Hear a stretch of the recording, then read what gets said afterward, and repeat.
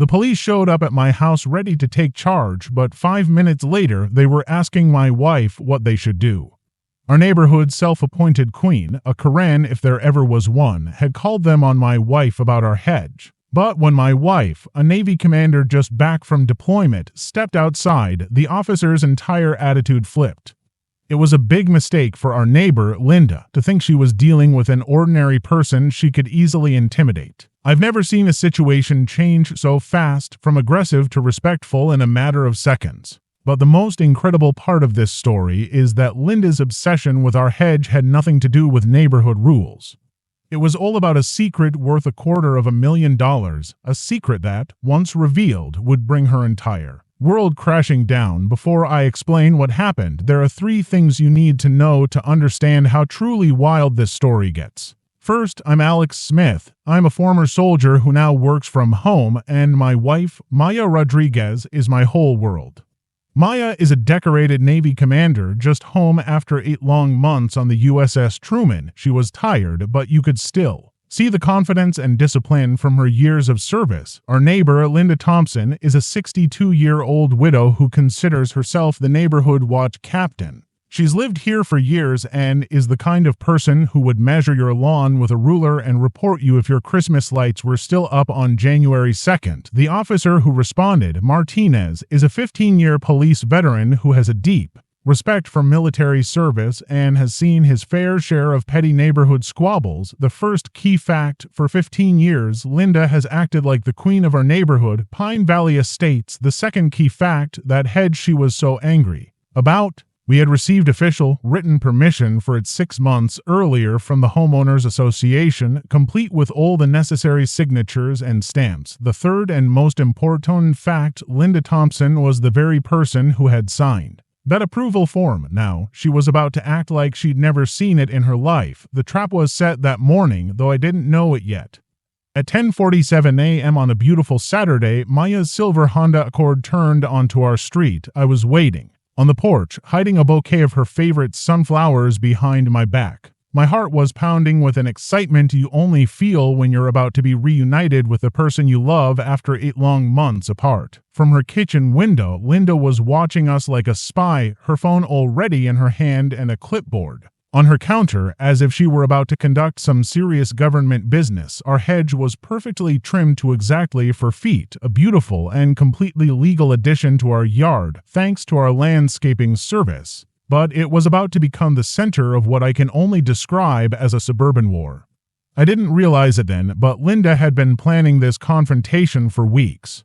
She had been taking photos of our house from strange angles and making secret phone calls, pretending to be a concerned citizen reporting a problem to the city. She had made a huge mistake by approving our landscaping, and today was the day she was going to fix it. But her real reasons had nothing to do with her innocent hedge. They were much more sinister. When Maya stepped out of her car for about 45 wonderful seconds, everything was perfect. She was in her crisp navy dress uniform, her duffel bag slung over her shoulder, and she had a genuinely happy smile that made all those lonely months feel worthwhile. I ran down the driveway like a kid on Christmas morning, wrapping her in a huge hug. "I missed you so much," I whispered into her ear, taking in the familiar scent of her shampoo mixed with the faint smell of a life lived at sea.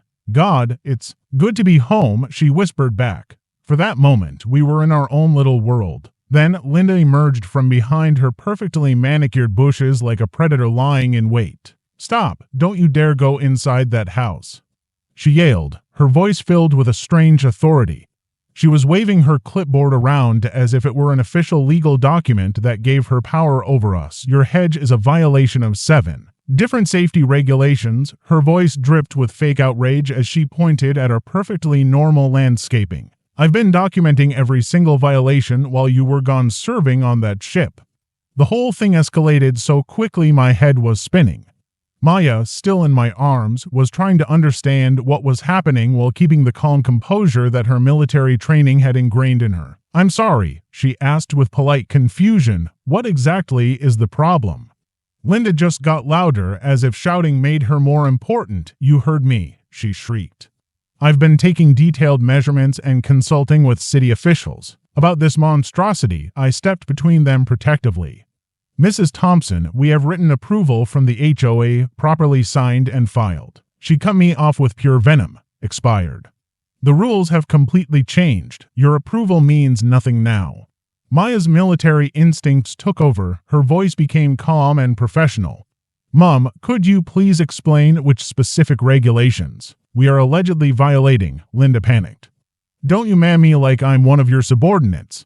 I'm calling the police right now to put an end to this military intimidation. Her 911 call was a dramatic performance. She clutched her phone, her voice trembling with fake terror. 911, I need police officers immediately. There's a military woman just back from the USS Truman threatening and intimidating an elderly neighbor. Her voice shook with manufactured fear. I'm 62 years old, I live alone, and I genuinely fear for my safety. Has this woman completely lost touch with reality? Maya asked me quietly. I was just as confused and getting angrier by the second. Linda had just made four huge mistakes, and she was about to pay for every single one of them. Officer Martinez arrived 5 minutes later, his squad car lights flashing, drawing the attention of the entire neighborhood. Neighbors started coming out of their houses, phones ready to record. Martinez stepped out of his car with the weary look of someone who has handled this exact situation 1,000 times before. Linda immediately launched into her victim act. Officer, thank God you're here. This woman is causing serious problems in our peaceful community. Then everything changed. Maya, with practiced precision, took off her military cap. Officer Martinez, she said, her voice calm and respectful as she read his name tag. I'm Commander Maya Rodriguez, United States Navy. I just returned home this morning from an 8-month deployment. I'm not sure what the issue is, but I'm happy to cooperate with your investigation. The moment Officer Martinez saw the commander rank on Maya's uniform, his whole demeanor changed. He stood up straighter and his tone became instantly respectful. Ma'am, thank you for your service. Could you help me understand what's going on here? Linda's plan was already failing. Don't ask her anything, she screeched. I'm the one who called you. I'm the victim here. Maya simply opened a folder. Officer Martinez, there seems to be some confusion. Here is our written approval from the HOA, dated 6 months ago. She pointed directly to Linda's unmistakable signature on the form. Martinez reviewed the document carefully. Ma'am, he said to Linda, everything here looks completely legal and authorized. Filing a false police report is a serious offense. You've wasted a lot of city and police time with this complaint. He then turned back to Maya. Mom, given your experience and leadership, how would you recommend we handle this? Linda's world visibly crumbled. The power she tried to create was gone. You can't do this, she stammered. You can't ask her for advice. This is my community. Martinez maintained his professional calm.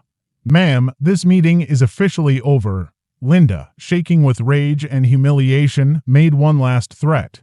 This isn't over. You people think your military uniforms give you special privileges, but I have news for you. That very evening, my phone buzzed. It was an email about an emergency HOA meeting scheduled for the next day with mandatory attendance. Linda was planning something, but we had no idea what. The meeting was just the beginning of Linda's calculated campaign of psychological warfare. Over the next 24 hours, she launched a systematic attack to destroy Maya's reputation. She called 8 different neighbors with carefully crafted lies. Maya Rodriguez is a danger to our community, she told them, her voice full of fake concern. Military people often think they're above the law. We need to take action before someone gets hurt. She even called an emergency HOA meeting without officially notifying us, a direct violation of the rules. Our actual HOA president called Maya, his voice filled with discomfort. Maya, Linda scheduled a meeting about community safety. She didn't include you on the notification list, which is a serious violation. You should probably be there. That night, Maya did what any good military officer would do. She gathered intelligence. She reviewed every HOA rule and discovered that Linda held no official position at all. She also found documented complaints of harassment against Linda from 3 other neighbors over the past 2 years. Her strategy for the meeting was simple. Know your enemy, gather superior intelligence, and prepare overwhelming evidence. What Maya discovered next, however, would explain everything. At the community center, the atmosphere was tense. 8 residents, all friends of Linda, were arranged in a semicircle, ready for an ambush. Linda stood at the front with her laptop and a stack of papers, ready to begin her presentation. "Thank you all for coming," she began, her voice dripping. "With fake authority, our peaceful neighborhood is under assault from people who believe rules don't apply to them, asterisk."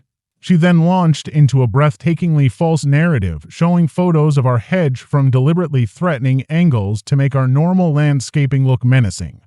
She claimed property values were dropping and alleged a pattern of aggressive behavior from Maya. She used emotional, manipulative phrases, calling it a military entitlement complex that was destroying the neighborhood. When she asked for a vote to have the hedge removed, a few hesitant hands went up. The actual HOA president looked increasingly uncomfortable. "Linda," he said, "shouldn't Maya have a chance to respond? She just used her psychological warfare tactics to confuse us."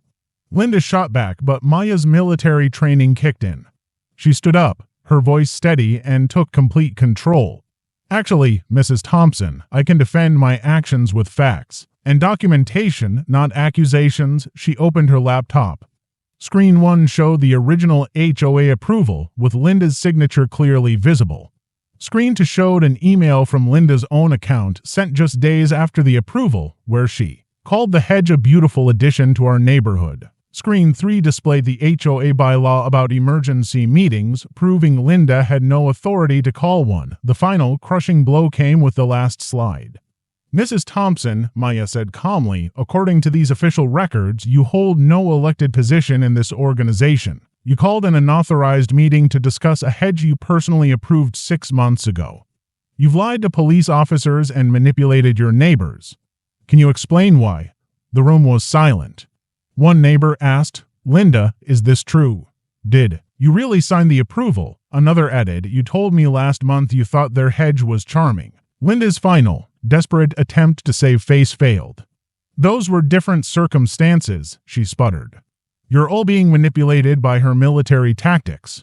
The public backlash was immediate and brutal. Live stream comments on the local news story exploded with negativity. Did she really say she doesn't care about military service?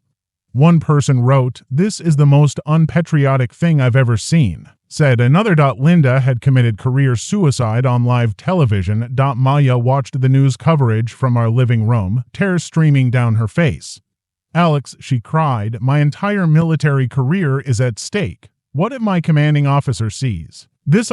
Then her phone rang. It was her commanding officer. "Commander Rodriguez," he said, "I've seen the news. No explanation is necessary. The United States Navy stands firmly behind our officers, especially when they show such remarkable restraint under unfair attack. You've handled this with the dignity we expect from our leaders." The tide had turned. Neighbors started bringing us meals and flowers. The local veterans chapter organized a rally in our honor at the neighborhood park. Over 200 veterans and their families showed up with American flags and signs that read, "We stand with our heroes and support Commander Rodriguez." Linda's world completely fell apart. The grocery store manager asked her to shop elsewhere. Her hair salon canceled her appointments. Former friends crossed the street to avoid her. She tried to apologize online, but the comments were so vicious she deleted the post within hours. Her house, now infamous as the Karen house, wouldn't sell.